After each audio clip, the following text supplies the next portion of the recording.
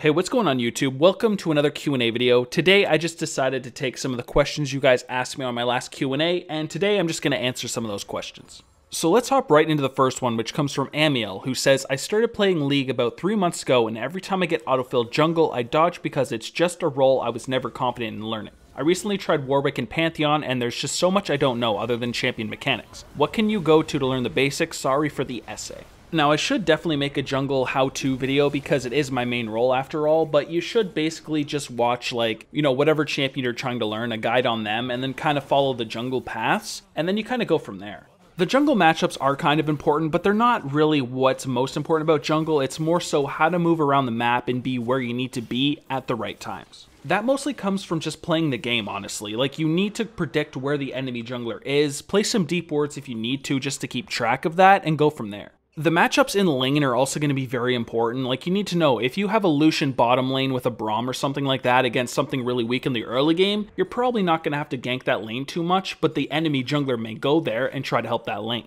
That means if your champion's good at counter ganking, you may want to wait in there, predicting a gank coming, and then go in for a counter gank.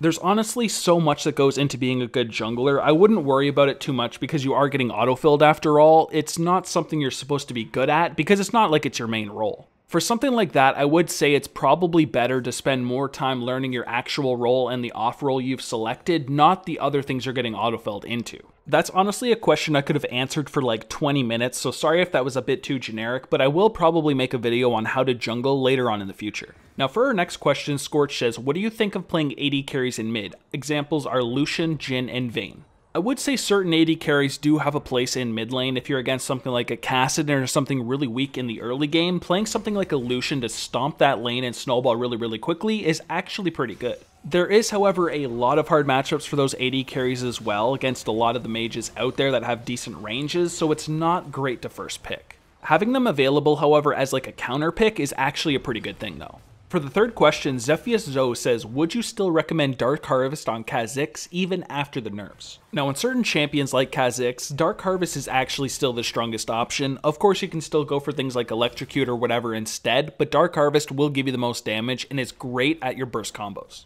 If you're not too comfortable with it after the nerfs, of course you can move on to something else, but I would recommend Dark Harvest still on Kha'Zix. Next here we've got Daniel Barranco, who says, which would be the top 3 champions for top lane? I never miss your videos, keep up the awesome work. Now, as for those top laners, I would definitely say Urgot would be the first one because he's really strong in a lot of matchups. He can output a lot of damage, he's pretty damn tanky, and he doesn't have the hardest matchups out there. For the next one, I would say Sion because this is a pretty fast-paced meta, and he's really strong in the early and the mid game. He's really tanky, does a lot of damage, and he's all around a really solid pick that can even influence the map a lot with his ultimate. Now, as for this last spot, I don't really know if I want to give it to Jax or Aurelia. I'd probably have to say Jax just because he can carry games a little bit harder, but Aurelia is right up there. Next here we've got Jaffa99 who says, is Dark Harvest still the meta in the jungle or have we switched back to Electrocute? What should I pick for playing Rengar right now, for example? I have also heard Pantheon jungle is a thing.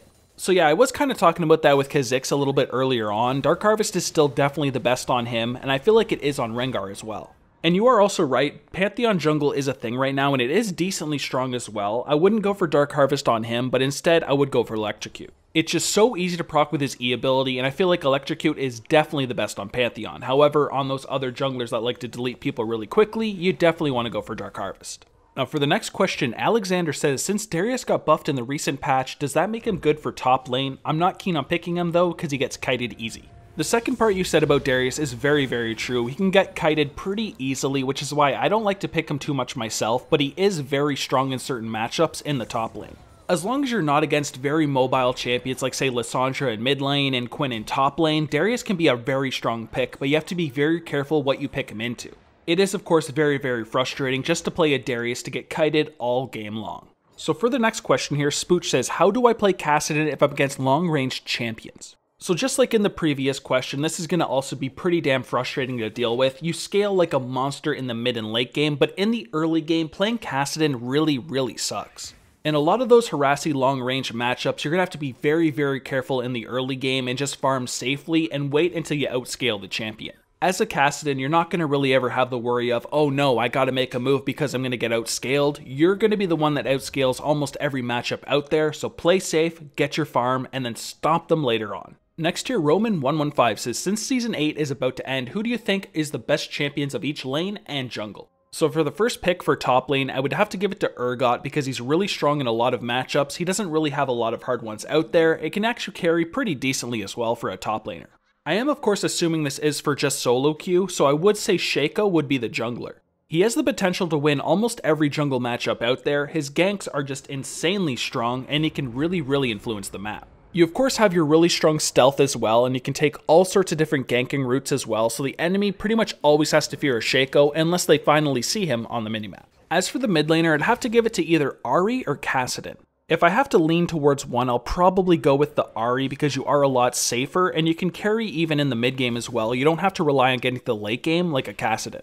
She also doesn't struggle in a lot of the matchups out there. She's pretty decent in all matchups and she can really dominate a lot of them out there. For AD carry, I'll definitely have to give it to Lucian. He wins most of the matchups, especially in the early game, and he's still decent in the late game as well. Of course, he's not as strong as a Kai'Sa or a Vayne or anything like that, but usually in this meta, it kind of ends in the mid game anyways, and Lucian is very strong. Now, as for the support pick, I'd have to go for a playmaker like Thresh. You're of course also great defensively with your peeling and your lantern, but you're really strong at finding picks as well and influencing the game and getting your team to snowball. There of course is all sorts of other champions that are really strong in Season 8, but this would be the top one I'd put in each role. So for the next question, Riceball says, who would you like to see a new skin for? Well, since I play him almost all the time, I would have to go with Nocturne. He's a pretty damn cool champion, and I feel like there's all sorts of different concepts that would look great on Nocturne, so I'd definitely be down for a really strong Nocturne skin. For the next question here, Tempting Softy says, do you think Katarina is a good main? I kinda stopped playing her with the last rework, but I want to learn and master her again. Is she worth the time? So I feel like Katarina is actually pretty decent in the meta right now. I wouldn't put her at the very top tier, but I would say she's pretty close. As long as there's not an absolute ton of crowd controls on the enemy team, she can definitely be a pick that works, but if against a really crowd control heavy team, then I wouldn't really consider picking Kat. And for the last question here, we've got Enraged Seaboy saying, do you think Skarner is a good pick and should I buy Triforce on him? By the way, love your guides. So as for Skarner, I'd say he's probably a mid-tier pick. He's really strong against certain champions that jump in, like say a Kha'Zix or a Lee Sin, because he can pull them after they jump in, but he's not the strongest champion out there. He is, however, an okay pick, and he has his place in this meta. Now, as for Triforce, I wouldn't really recommend getting it on him unless you really need damage on your team. I would just rush like a Cinderhulk and a Righteous Glory and go for pure on engage. So that, ladies and gentlemen, is everything I've got for this Q&A video. If you guys have anything you would like answered in the next Q&A, please make sure you leave that in the comments down below. Also, I do have a Discord server as well, so if you're not in that yet, please feel free to join, and I do have a second channel as well, which I will leave in the video description as well, so please check that out if you guys haven't yet. But other than that, thank you guys so much for checking out the video. I really do appreciate it, and I will see you guys in the next one. Have a good day, and peace.